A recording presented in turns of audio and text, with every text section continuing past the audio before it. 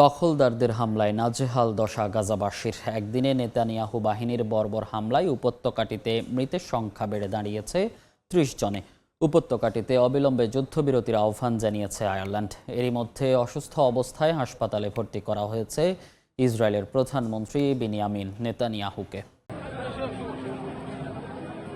গাজাবাসীর ওপর থেমে নেই ইসরায়েলি বর্বরতা। উপত্যকাটিতে একের পর এক হামলা চালিয়ে যাচ্ছে ইসরায়েলি সেনারা। ধ্বংসস্তূপে পরিণত হয়েছে গাজার উত্তরাঞ্চল। স্থানীয় সময় রোববার উপত্যকাটির বেইত হানুন ও নুসেইরাত শরণার্থী শিবিরে হামলা চালায় নেতানিয়াহু বাহিনী।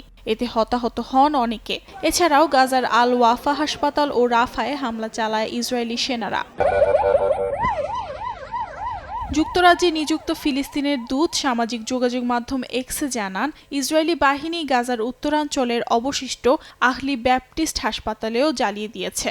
আন্তর্জাতিক সাহায্য সংস্থাগুলো শুক্রবারের হামলায় গ্রেফতার হওয়া কামাল আদওয়ান হাসপাতালের পরিচালক ডাক্তার হুসাম আবু সাফিয়াকে অবিলম্বে মুক্তি দেওয়ার আহ্বান জানিয়েছে।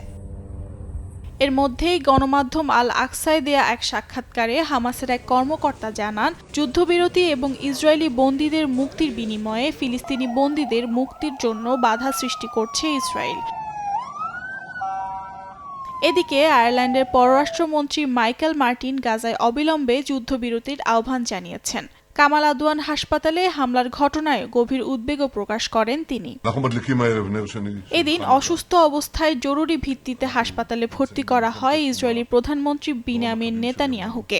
অস্ত্রোপচার করার পর তিনি সুস্থ আছেন বলে জানায় হাসপাতাল কর্তৃপক্ষ।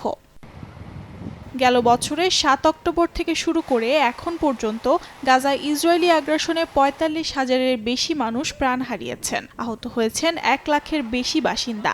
বাস্তুহারা হয়েছেন লাখ লাখ ফিলিস্তিনি। অর্জিতা শাহজিন, সময় সংবাদ।